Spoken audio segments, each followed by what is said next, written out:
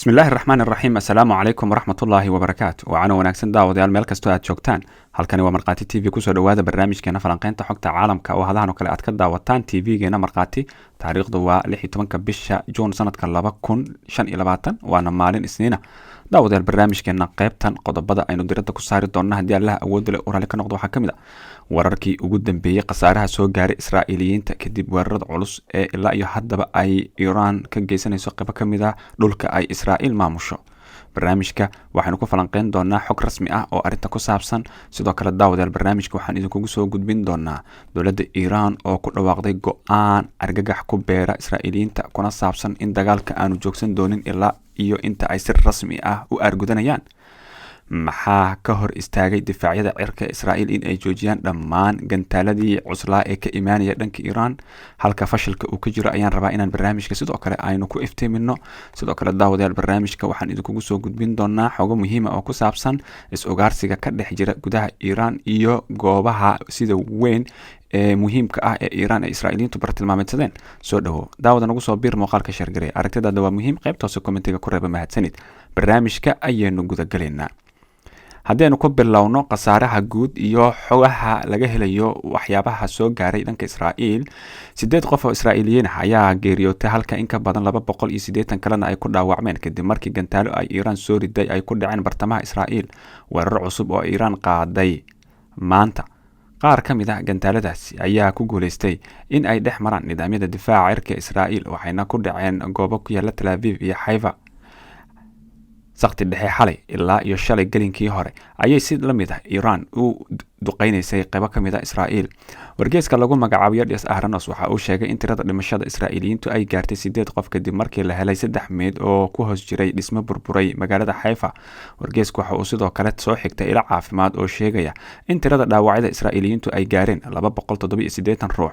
hore ayaa wargeyska Macaarif waxa uu sheegay in subaxnimadii hore ee shalay in 5 qof ay dhinteen weerar ay gantaalada Iran ka fuliyeen ama lagu garaacay qaybo ka mid ah Israa'iil iyadoo adeega gurmadka degdega ahna uu sheegay in kooxdoodu ay ka howlgalayaan 4 goobood oo gantaalo ay ku dhaceen. warbaahinta Israa'iil ayaa hore u sheegtay in dhaawacyada ka dhashay gantaalada ku dhacay aaga Tel Aviv ay gaarayaan 103 qofood.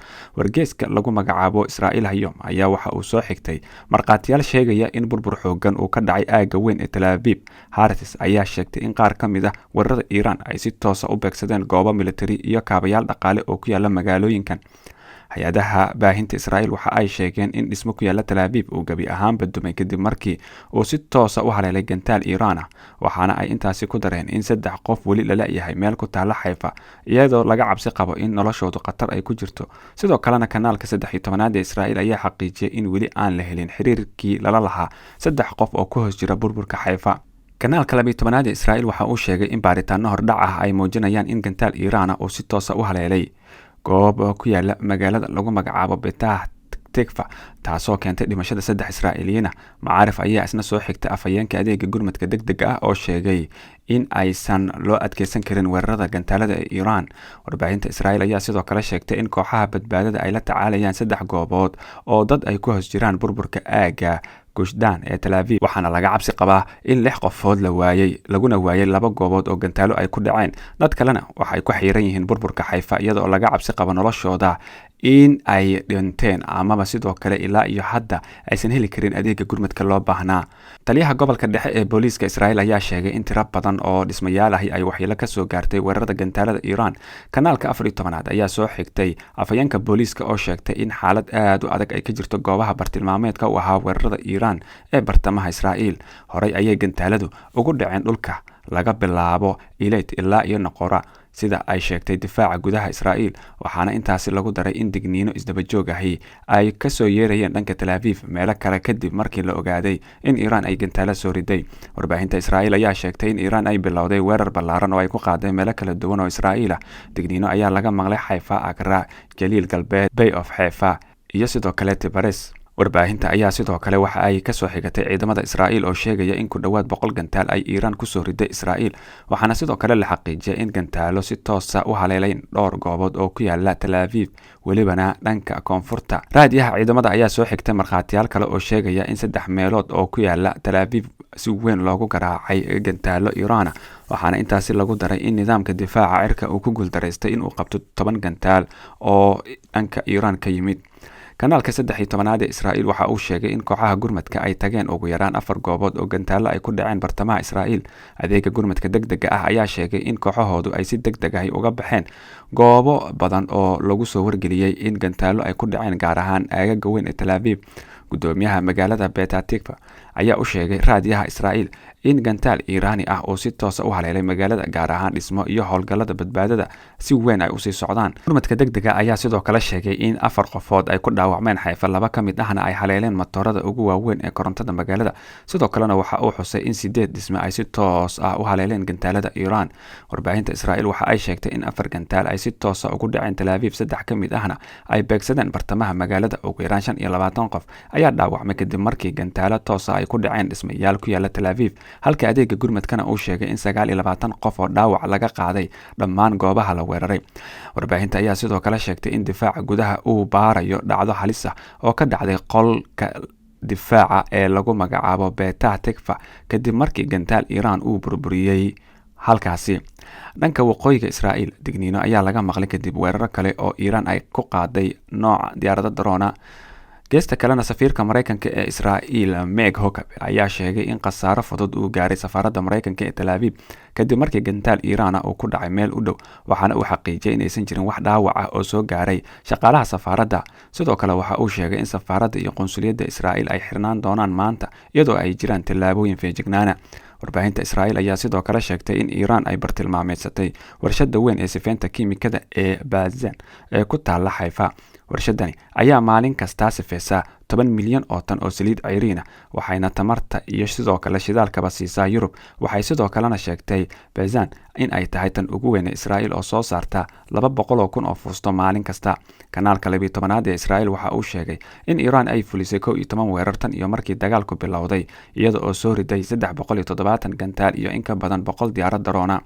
dhinaca kalena ilaalada kacaanka ee Iiraan ayaa ku dhawaaqay in ay fuliyeen mawjado cusub oo weeraro gantaale ah oo lagu qaaday Israa'iil, kuwaasoo ay ku tilmaameen kuwa ugu xoogana uguna waxyeelada badan ee ilaa iyo haatan dhacay.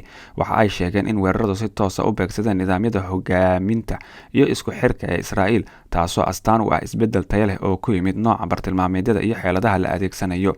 waxaana sidoo kale ay xuseen in weerarka lagu adeegsaday farsamooyin casriga ah, xog farsamo iyo qalab horumarin, taasoo keentay in gantaalada ay si sax ah u haleelaan bartilmaameedyadooda xitaa iyadoo Israa'iil ay haysato taageero Mareykan iyo weliba nidaamyo difaac oo casri ah. IRGC waxa ay sheegtay in weerarkani uu muujinayo in qiyaasaha Israa'iil ee ku saabsan awoodaha Iiraan ay ahaayeen kuwo gabi ahaanba qaldan. dhinaca kale, warbaahinta Israa'iil waxay sheegeen in ciidanka cirka Israa'iil ay weeraro ku qaadeen gantaalo la doonayay in laga rido dhanka Iiraan. ciidamada Israa'iil waxay sheegeen in weerarkooda uu ku wajahnaa goobo ay yaalaan gantaalada dhulka ah ee bartamaha Iiraan. difaaca Israa'iil ayaa ku dhawaaqay in sii socoshada xaaladaha degdega ah ay jiri doonaan inta laga baqanayo in uu weerar ka yimaado dhanka iyo weliba Iiraan.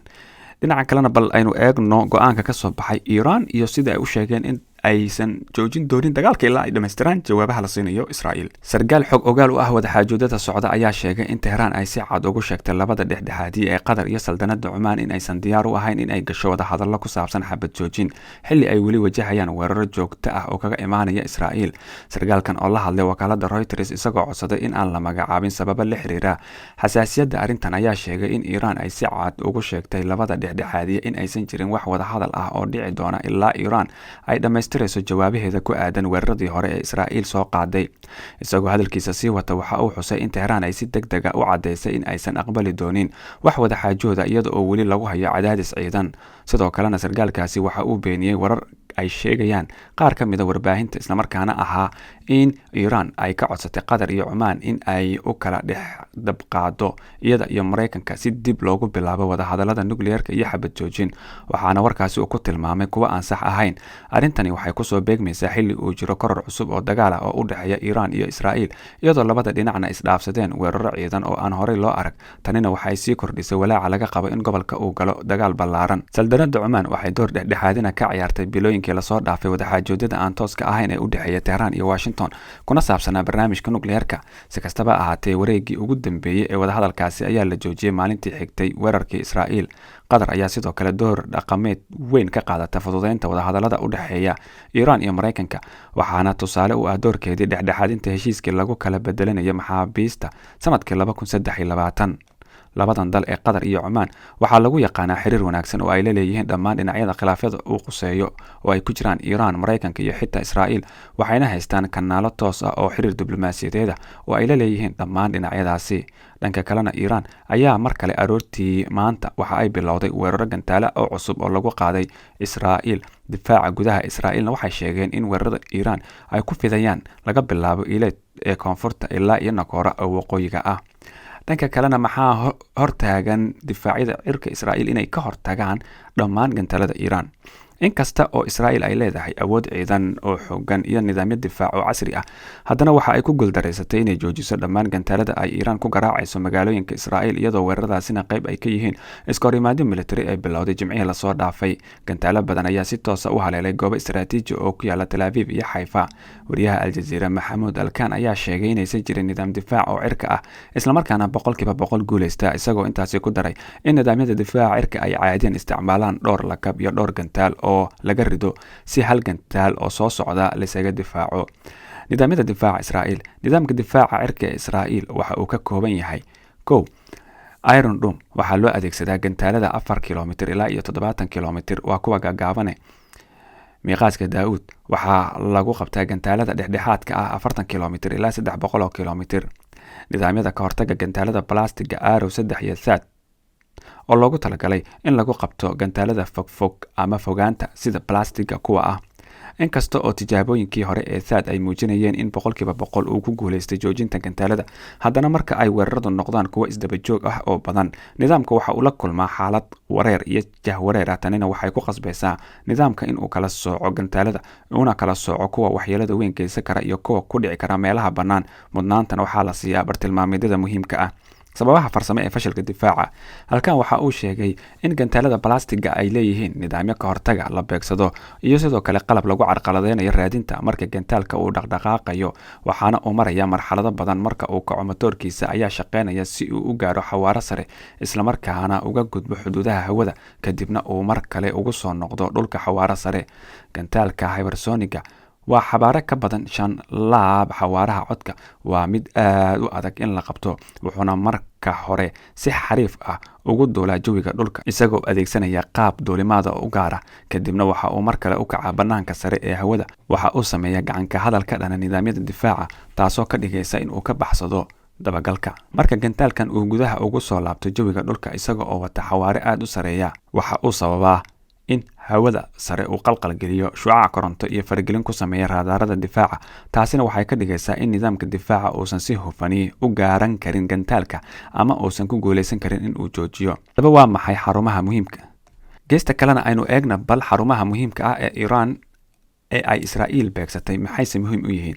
Sabtidii 14 Juun 2025 Israa'iil waxa ay qaaday weeraro cirka ah oo lagu bartilmaameedsaday xarumo muhiim ah oo tamarta Iran ka mid ah, waxaana ka mid ahaa beerta gaaska Sobars, taasoo ah tan ugu weyn adduunka, keedka shidaalka iyo gaaska ee Shahran, mareegtada sifeysa saliidda ee Al Ray. weeraradani ayaa sababay dab xoogan iyo hakad ku yimid wax soo saarka, taasoo keentay cabsi laga qabo inay dhibaato ka timaado sahayda tamarta caalamka. waa maxay muhiimadda xarumahani? 1. beerta gaaska Sobars waa buurta koonfureed gobolka Bushehr. waa beer gaas oo dabiici ah oo ugu weyn adduunka, iyadoo la rumaysan yahay inay ka kooban tahay ilaa 1260 trilyan cubic feet oo gaas ah oo la isticmaali karo. waxa ay bixisaa in ka badan 2 meelood 3 ka mid ah baahida gaaska gudaha Iran, waxaana sidoo kale lagu shaqeeyaa korontada warshadaha dalka. weeraradu waxa ay waxyeello u geysteen marxaladda 14aad ee howlgalka waxayna hakiyeen wax soo saarka badda ee gaaska 12 milyan mitir cube maalintii. 2 keedka shidaalka iyo gaaska Shahraan waqooyi galbeed ee Tehran waa xarun istaraatiiji ah oo lagu keydiyo loona qaybiyo shidaalka. Tehran waxa ay leedahay awood keedina oo gaaraysa 260 milyan oo litir iyadoo oo leh 11 haamo. Waxa ay sahashaa gaas, bensiin, naafto iyo shidaalka diyaaradaha. waa laf-dhabarka sahayda shidaalka ee waqooyiga Tehran. 3 Al-Ray waxaa maamusha shirkad dowli Iiraan sifeynta saliidda ee Tehran waa mid ka mid ah sifeynta ugu da'da weyn dalka iyada oo leh awood ay ku sifeynayso 225,000 oo foosto maalintii. haddii ay howlaheedu istaagaan waxay keeni kartaa jahwareer sahayda shidaalka ee gobolka ugu dadka badan ee caasimadda ku yaala. warshada sifeynta gaaska Fajrijam waa gobolka Bushehr waxay ka mid tahay xarumaha sifeynta ugu waaweyn ee dalka. waxay ka shaqeysaa gaaska ka soo baxa beerta Solpars. waxyeello kasta oo ku timaada waxay saameyn weyn ku yeelan kartaa korontada iyo shidaalka gudaha gaar ahaan koonfurta iyo bartamaha. muhiimadda ay leeyihiin weeraradan: Iiraan waxay leedahay keedka labaad ee ugu badan gaaska dabiiciga ah adduunka iyo keedka saddexaad ee saliidda cayrin sida laga soo xigtay waaxda macluumaadka tamarta ee Mareykanka. markii hore Israa'iil waxa ay ka taxadari jirtay beegsiga xarumaha tamarta Iiraan iyada oo ay jirto culeysyo uga imaanaya saaxiibadeeda gaar ahaan Mareykanka si aysan u dhaawicin suuqyada caalamiga ah ee saliidda iyo gaaska. laakiin markan xaaladdu way isbedeshay. wasiirka difaaca Israa'iil ayaa ku hanjabay in haddii Iiraan jawaab celin sameyso Tehran ay guban doonto. haddaba daawada maxay kula tahay aragtidaada? fadlan qaybta hoose kommentiga inoogu mahadsanid. barnaamijkan xigeentan ku kulmayna nabadgelyo. asalaamu calaykum waraxmatullaahi wabarakaatu.